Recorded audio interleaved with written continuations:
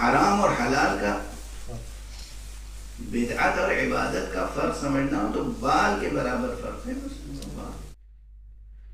کبھی بالکل بے عین ہی، بے جنس ہی، بے عین ہی عمل ایک ہوتا ہے، عمل ایک ہوتا ہے، صورت عمل ایک ہوتی ہے۔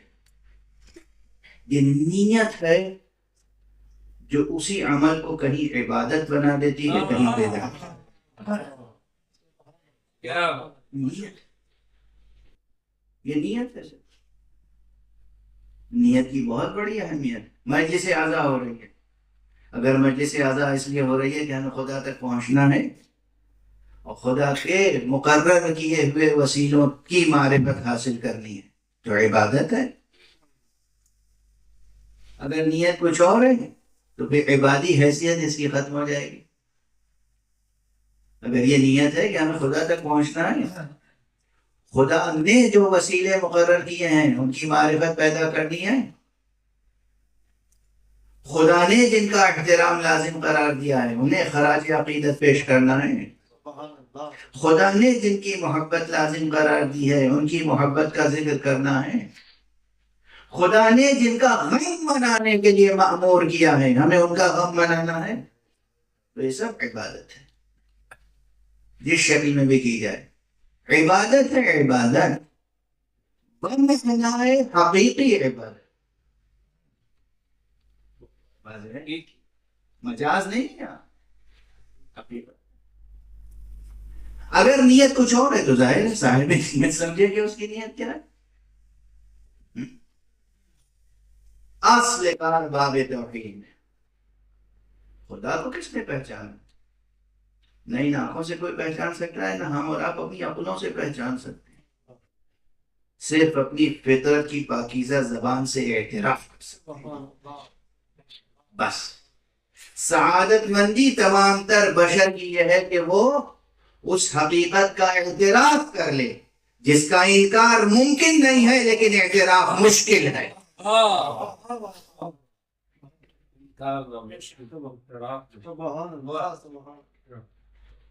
سعادت مندی بشری ہے، عقل انسانی، قلب انسانی، ضمیر انسانی کی سعادت مندی اور کامیابی اور کامرانی اور فتح مندی اور سرفرازی یہ ہے کہ وہ اس حقیقت کا اعتراف کر لے جس کا انکار ناممکن ہے، اعتراف مشکل ہے، اس مشکل سے گزر جائے بس، اس سے زیادہ نہیں۔ کون ہے ذات پروردگار کی معرفت کسی کو حاصل ہوئی ہے؟ نہ کن ہے ذات پروردگار کی معرفت حاصل ہوئی ہے، نہ ہو سکتی ہے۔ نہ صورت جسمی پروردگار ہے، نہ حصے بصر کے دائرے میں آ سکتی ہے، اور ہمارے ہاں صرف اس کے وجود کو وجدانی طور پر تسلیم کرنا اور اس کے مقرر کیے ہوئے وسائل کو وسیلہ سمجھنا اور اعتراف کرنا، اور جن کے واسطے سے اس نے اپنا پیغام پہنچایا انہی کے وسیلے سے اس تک اپنی بندگی پہنچانا، انہی کے وسیلے سے اس تک اپنی دعا پہنچانا۔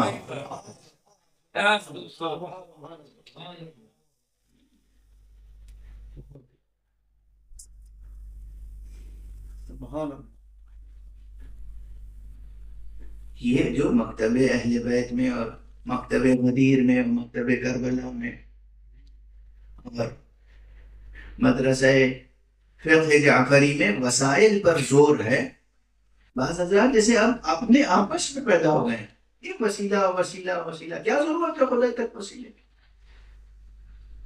بغیر وسیلے کی شناخت کے آپ کچھ ہو سکتے ہیں، مشرک ہو سکتے ہیں، کافر ہو سکتے ہیں، بت پرست ہو سکتے ہیں، موحد نہیں ہو سکتے، نہیں ہو سکتے موحد۔ براہ راست جو دعویٰ کرے معرفت حق کا اور درمیان سے واسطہ مصطفیٰ کو ہٹا دے وہ کچھ ہو سکتا ہے، سچا نہیں ہو سکتا۔ بس ایک آیت کا اشارہ کر کے اور گفتگو کو ختم کر، آپ دیکھیے تو صحیح، یہ جو مثال دے رہا تھا کہ تم ان تک پہنچ گئے تو بس سمجھو ہم تک پہنچ گئے. یہ کیا بس بچوں کی کہانی ہے؟ یہ کیا نثر میں شاعری ہے؟ اگر قرآن مجید میں یہ آیت موجود ہے ان الذین یبایعونک انما یبایعون اللہ ید اللہ فوق ایدیہم، یہ یاد رکھیے کہ جو لوگ آپ کی بیعت کر رہے ہیں یہ آپ کی بیعت نہیں کر رہے ہیں، دراصل خدا کی بیعت کر رہے ہیں.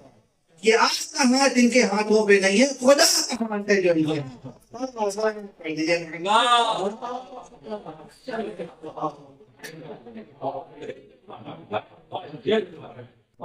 بالکل وہی بات ہے یا نہیں؟ کہ بھئی آپ ان تک پہنچ گئے تو گویا مجھ تک پہنچ گئے. ایسا نہیں کہ آسمان سے کوئی ہاتھ اترے گا، نبی بس ایک مؤذن ہے، نبی نے آ کے اذان توحید بلند کر دی، مجمع اکٹھا ہو گیا، آ جاؤ سب لوگ صحن حرم میں. کیوں؟ اس لیے کہ اب آسمان سے ہاتھ اترے گئے اور اس ہاتھ پر بیعت کرو گے تو خدا کی بیعت ہو جائے گی.